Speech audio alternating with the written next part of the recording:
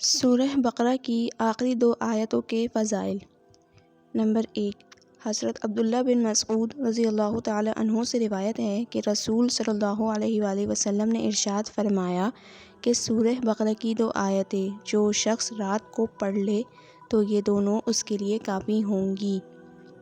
کافی ہونے کا مطلب یہ ہے کہ یہ دونوں آیتیں ہر شر اور ہر فتنے کو اس سے دور کریں گی، یا رات بھر اور اردو وظائف پڑھنے سے کافی ہوں گی، یعنی اس کے برابر ثواب ملے گا، یا مطلب یہ ہے کہ جنات و انسان کے شر سے حفاظت کریں گی۔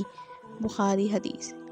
نمبر 2، ایک اور حدیث سے مروی ہے کہ سورہ بقرہ کی آخری 2 آیتیں جس گھر میں پڑھی جائیں تو 3 دن تک شیطان اس گھر کے قریب نہیں آتا۔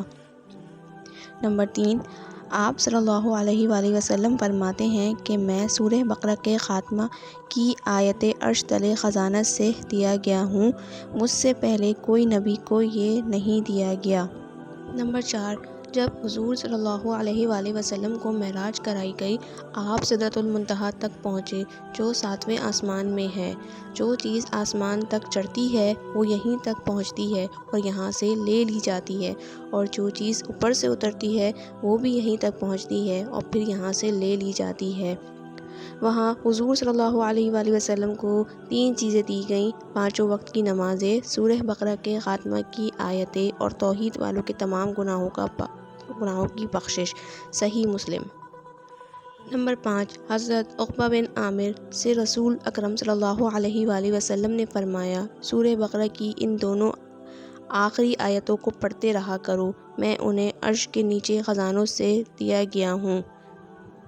نمبر 6، ایک اور حدیث میں ہے کہ ہم حضور صلی اللہ علیہ وآلہ وسلم کے پاس بیٹھے ہوئے تھے، حضرت جبرائیل علیہ السلام بھی تھے کہ اچانک ایک دہشت ناک بہت بڑے دھماکے کی آواز آسمان سے آئی۔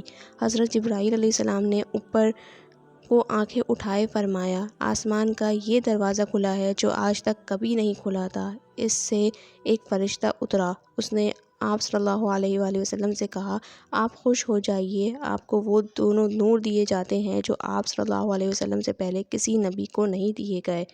سورہ فاتحہ اور سورہ بقرہ کی آخری آیتیں، ان میں سے ایک ایک حرف پر نور دیا جائے گا۔ صحیح مسلم۔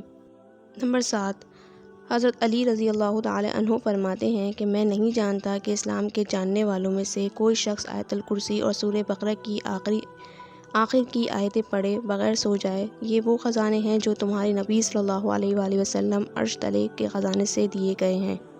نمبر 8، اللہ تعالیٰ نے آسمان و زمین کو پیدا کرنے سے 2000 برس پہلے ایک کتاب لکھی جس میں سے 2 آیتیں اتار کر سورہ بقرہ ختم کی۔ جس گھر میں یہ 3 راتوں تک پڑھی جائے اس گھر کے قریب بھی شیطان نہیں جا سکتا۔ جامع ترمذی۔ اور یہ مذکورہ احادیث تفسیر بن کثیر سے لی گئی ہیں۔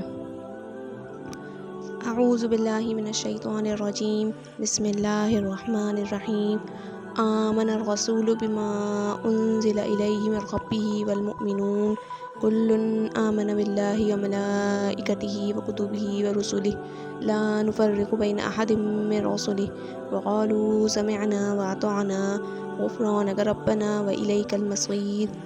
لا يكلف الله نفسا إلا وسعها لها ما كسبت وعليها ما اكتسبت ربنا لا تؤاخذنا إن نسينا أو أخطأنا ربنا ولا تحمل علينا إصرا كما حملته على الذين من قبلنا ربنا ولا تحملنا ما لا طاقة لنا به واعف عنا واغفر لنا وارحمنا انت مولانا فانصرنا على القوم الكافرين۔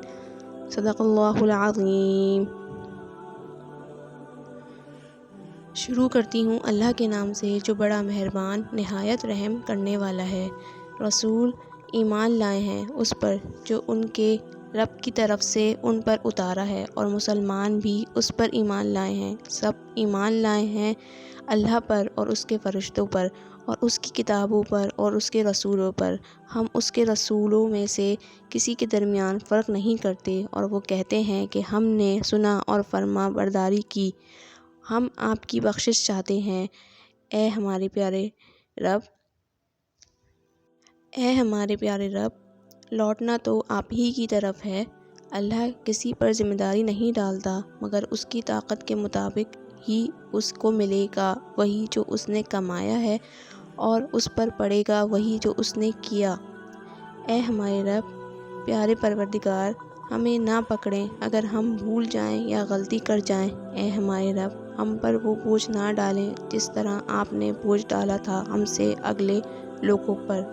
اے ہمارے پیارے رب، ہم سے وہ نہ اٹھوائیے جس کی طاقت ہم میں نہیں ہے، اور درگزر فرما دیجئے ہم سے اور ہم کو بخش دیجئے اور ہم پر رحم فرما دیجئے۔ آپ ہی ہمارے کارساز ہیں، بس انکار کرنے والوں کے مقابلے میں ہماری مدد کیجئے۔ آمین۔ اے اللہ، آپ اپنے فضل و کرم سے ہماری دعاؤں کو قبول فرمائیے۔ آمین۔ الحمدللہ رب العالمین۔